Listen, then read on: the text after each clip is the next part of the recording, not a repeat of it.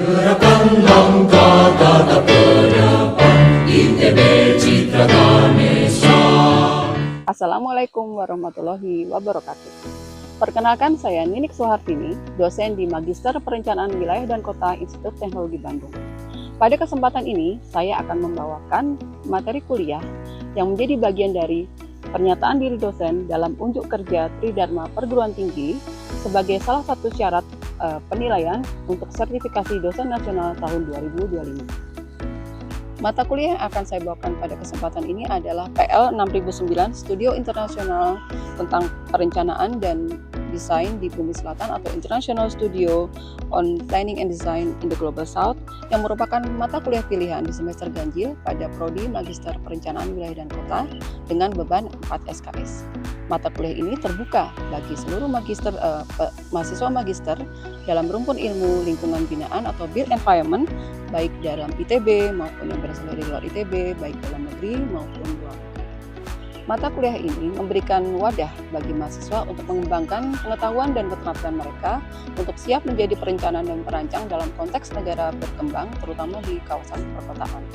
Sedangkan topik yang dibahas dalam mata kuliah ini mencakup perkotaan informal, formal, dan hybrid yang memang merupakan identitas dari kota-kota di negara berkembang.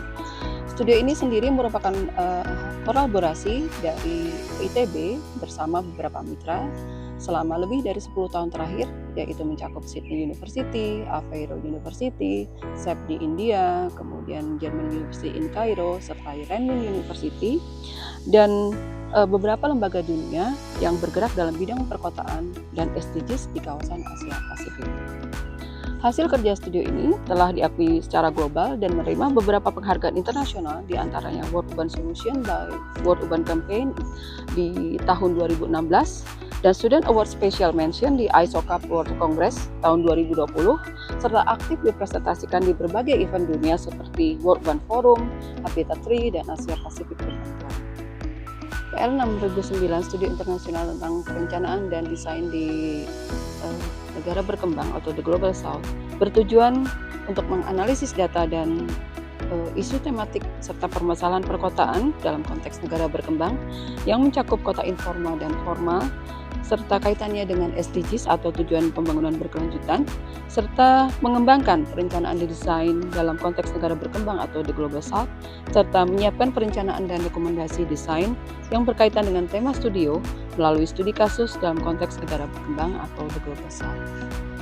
Referensi yang kami gunakan dalam mata kuliah ini mencakup beberapa buku yang saya susun bersama mitra kerjasama studio, yaitu yang berjudul Beyond the Informal dan Urban Governance and Informal Settlements yang diterbitkan oleh Springer, Switzerland, juga beberapa buku hasil elaborasi studio yang terbitkan oleh ITB Press, serta beberapa artikel yang kami terbitkan di jurnal reputasi, dan juga beberapa data informasi dari lembaga donor terkemuka dan lembaga dunia. Evaluasi hasil pembelajaran dilakukan dengan penilaian terhadap tugas individu dan kelompok yang merefleksikan pemahaman mereka terhadap konsepsi dan juga praktek dalam bidang perencanaan. Hal ini direfleksikan dengan presentasi hasil kerja kelompok, kemudian esai individu, serta kritik dan poster eksibisi. Hasil karya ilmiah mahasiswa ini dapat kemudian dipublikasikan sebagai bagian dari publikasi studio atau disubmit sebagai bagian dari karya ilmiah mereka di jurnal reputasi dan memperoleh. Pada video berikut ini, saya akan menyampaikan topik tentang self-organized cities atau kota bertata kelola mandiri. Diharapkan dengan bahasan ini, mahasiswa dapat memahami pentingnya konteks dalam perencanaan dan desain di negara berkembang atau the Global South. Terima kasih teman-teman masih bertahan sampai sore ini ya, ini cukup panjang sesi hari ini.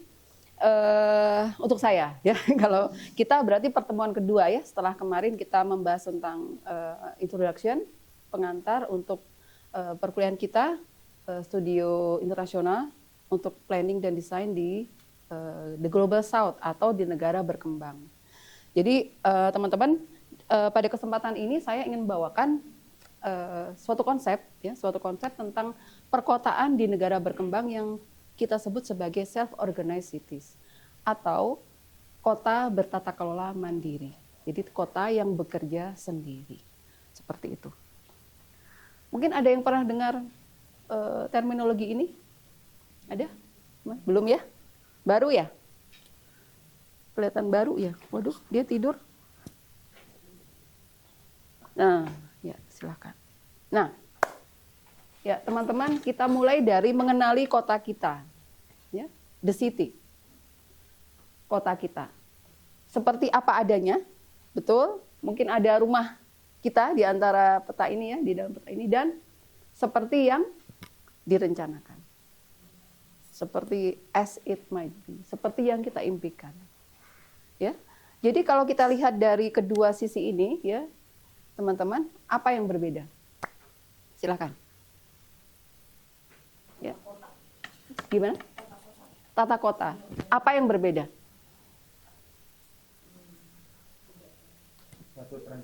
Betul. Betul. Yang ini tidak teratur ya. Yang di kiri tidak teratur, yang di kanan lebih tertata. Betul.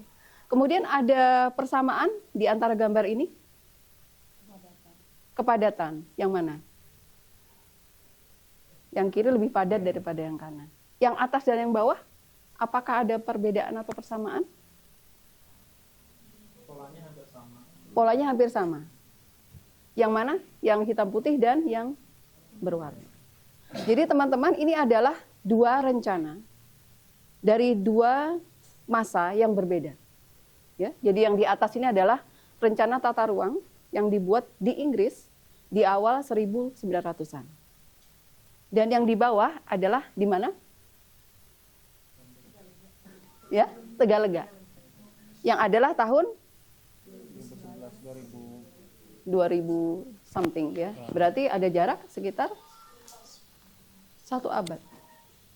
Tapi apa yang terjadi? Sama ya. Berarti tidak ada perubahan, betul. Padahal jika kita lihat tadi di gambar tadi ya. Jadi proses urbanisasi di kota-kota seperti di negara kita, di negara berkembang ya Bapak Ibu, teman-teman. Jadi ada yang di Latin Amerika, kemudian di Afrika, ya, Middle East, kemudian di South Asia, di East Asia, Jepang, Cina dan sebagainya.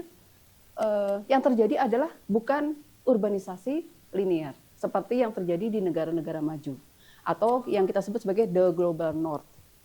The Global South, urbanisasinya terjadi pada 3 moda. Kita sebutkan 3 bentuk urbanisasi. Yang pertama adalah yang kita sebut sebagai formal urbanism. Urbanisasi, proses menjadi kota atau proses berpindahnya penduduk dari desa ke kota, ya, yang dilakukan oleh pemerintah.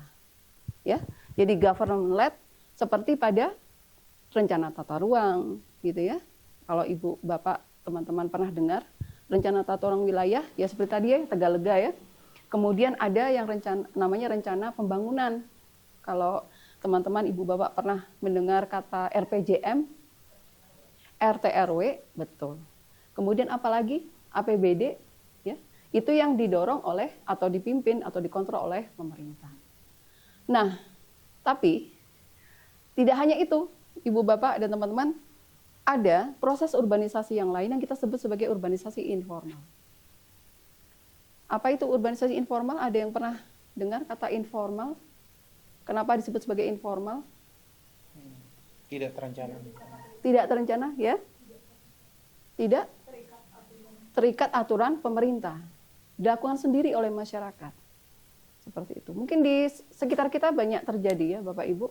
Kita bangun sendiri MCK. Ya, kemudian kalau saluran drainase tidak nyambung, mungkin kita bangun sendiri. Itu yang disebut sebagai urbanisasi informal. Mungkin ada tetangga kita yang bangun sendiri. Desainnya tidak jelas gitu ya, desainnya tidak sesuai tata bangunan yang terstruktur atau sebagainya. Tapi itu adalah bagian dari urbanisasi. Oh iya, makasih. Ini harus sering sering digoyang nih. Oke.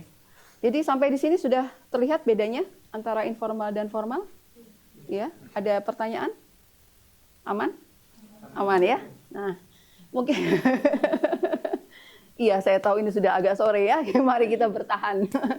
Nah, di antara informal dan formal ini ada proses urbanisasi lain. Bapak Ibu, ya, teman-teman pernah dengar kata-kata kotaku? Ya, pernah ya? Jadi mungkin di kampungnya atau di kompleksnya pernah dengar ada proyek pemerintah yang dilakukan sendiri oleh Pak RT misalnya. BKM, pernah dengar BKM? Ya, Sam ya. Di antara kita mungkin ada.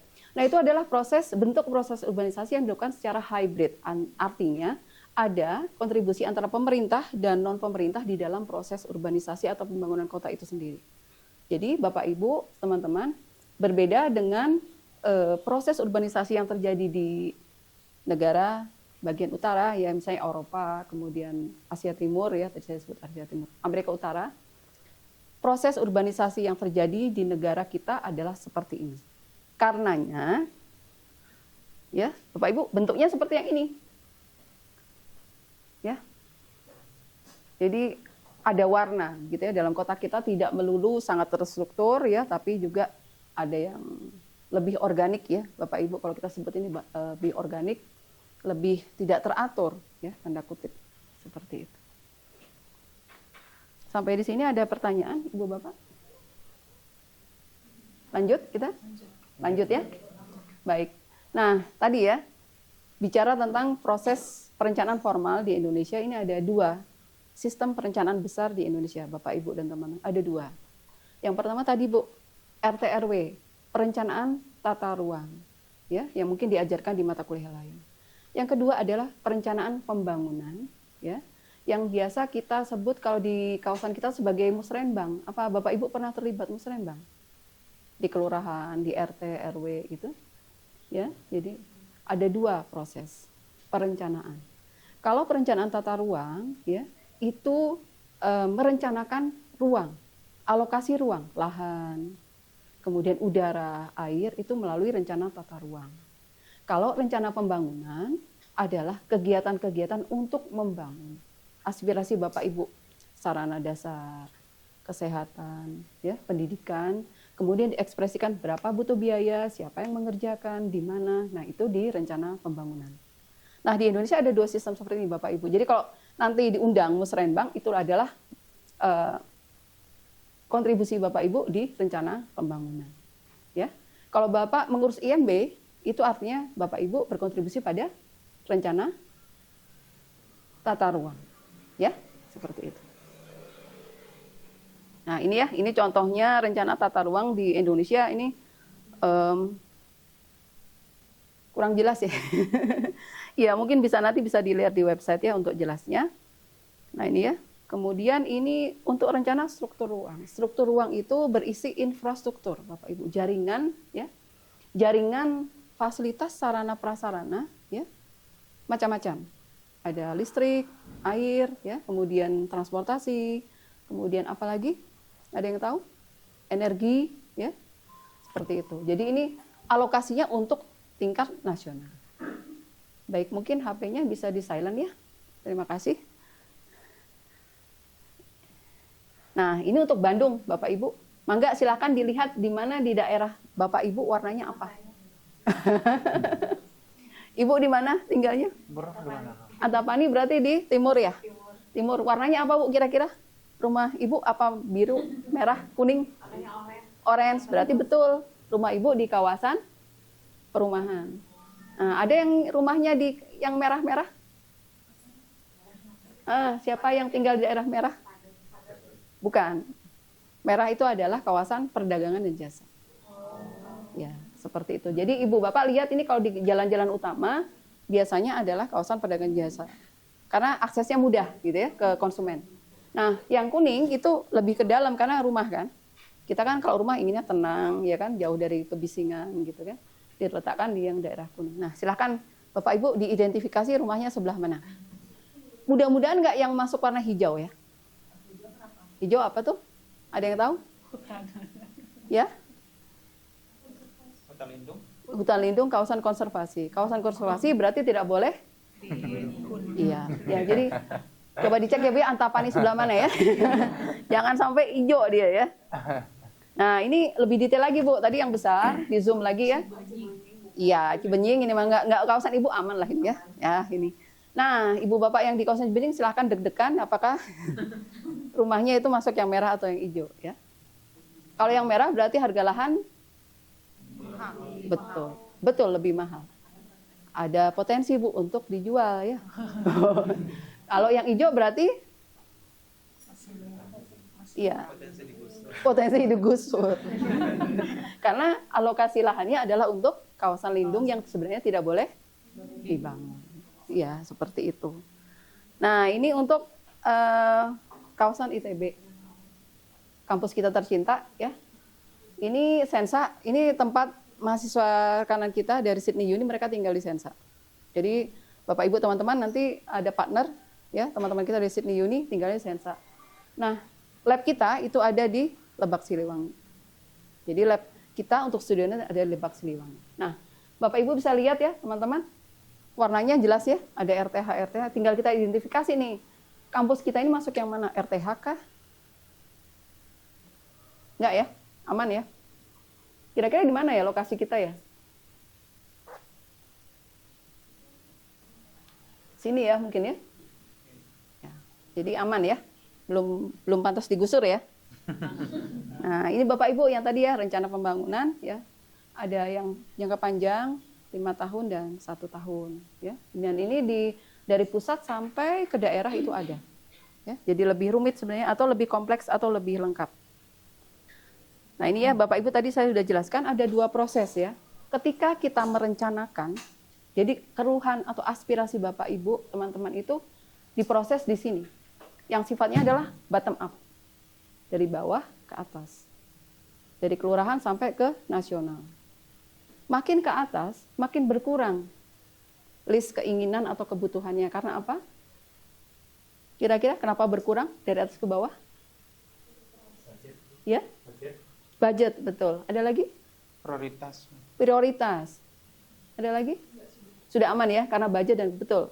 Biasa pertimbangannya adalah ketersediaan dana, budget atau prioritas. Mana yang lebih penting dulu, gitu ya. Tapi dalam hal budget tidak bottom up Bapak Ibu. Jadi yang kita ajukan belum tentu disetujui. Karena nasional dulu, lalu diikuti daerah. Gitu ya. Jadi ada dua arus nih. Ketika substansi dari atas ke bawah, ketika uang Dari atas kebalik ke bawah. ya. Kebalik, makasih. Jadi dari substansi dari bawah ke atas, uang Dari atas ke bawah. dari atas ke bawah. Ya. Sudah cukup jelas ya? Nah, jadi pertanyaannya, kota ini untuk siapa, Bapak Ibu? Dengan sistem perencanaan seperti itu, kota ini sebenarnya untuk siapa? Kota yang kita tinggali apakah memang untuk kita? Apakah untuk perencana, untuk kita, calon perencana, yang akan merencana masa depan, atau untuk siapa? Orang kaya? Orang suku tertentu? Atau semuanya? Bagaimana caranya? Siapa saja? Nah, ini yang akan kita bahas dalam sesi ini dan sesi-sesi berikutnya. Seperti itu. Karena ya, tata kelola perkotaan bukan sekedar tentang yang dilakukan oleh pemerintah. Governance, tata kelola, is not about the government. It's not about pemerintah. Tidak selalu tentang pemerintah. Tapi merupakan tadi ya, Bapak Ibu, proses urbanisasi yang 3 tadi. Ya, yang berpadu bersama-sama, berjalan selaras, kadang-kadang tidak selaras, ada konflik ya. Kemudian membentuk suatu kota. Yang di dalamnya ada aturan, rules, aturan. Kemudian stakeholder, ya, Bapak Ibu semua pasti dari latar belakang yang berbeda kan? Ya, dari S1 yang berbeda, kemudian pemahamannya juga berbeda. Nah, ini semuanya sebenarnya berkontribusi pada perencanaan. Kemudian strukturnya, struktur Kota Bandung dan Kota Jakarta mungkin berbeda. Seperti itu. Kemudian tata kelola juga berbeda, arrangement. Arrangement itu cara melakukan. Seperti itu ya. Jadi inilah yang membedakan kota kita dengan kota di negara maju. Nah, ini kita masuk kepada konsep teorinya. Setelah tadi ya, pemahaman seperti tadi, kita berargumen ya bahwa self-organized cities atau kota-kota bertata kelola mandiri itu adalah kota yang di mana ya, tidak ada rencana kota yang bisa berjalan 100%. Ya, di kota dimanapun di dunia ini sebenarnya tidak ada rencana yang berjalan 100%. Tidak bisa selalu 100% dikendalikan oleh pemerintah.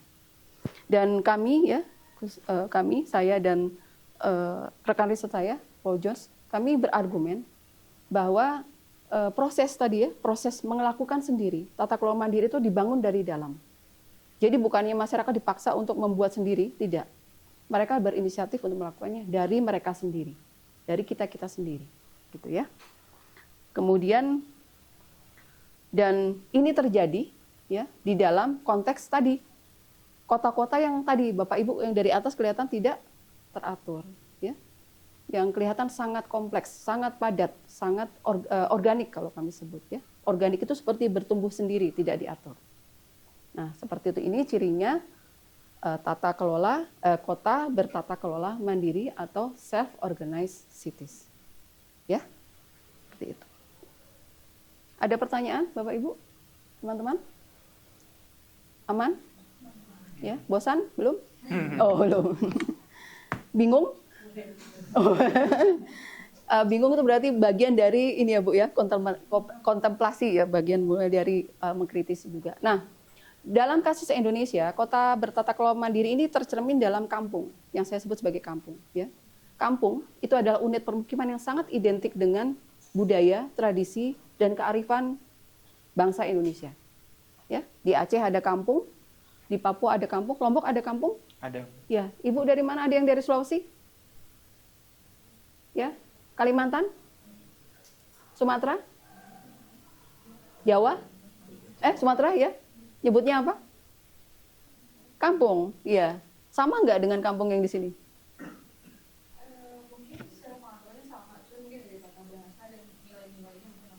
Tapi modelnya sama ya. Ya, ada lagi yang punya permukiman di kampung halaman ya. Bahkan kita menyebutnya sebagai kampung halaman, yang artinya adalah identitas awal kita, ya. Pulang kampung. Ya nggak? Bukan pulang kota, ya. Pulang kampung. Artinya kita kembali kepada identitas awal kita. Nah, seperti Bapak Ibu. Nah, ini sangat spesifik untuk negara berkembang. Di Amerika Latin ada sebutannya kampung. Bukan kampung ya, tapi seperti ini dan mereka merupakan identitas juga. Nah, di Afrika juga seperti itu. Nah, ini ciri-cirinya nih. Beberapa ya.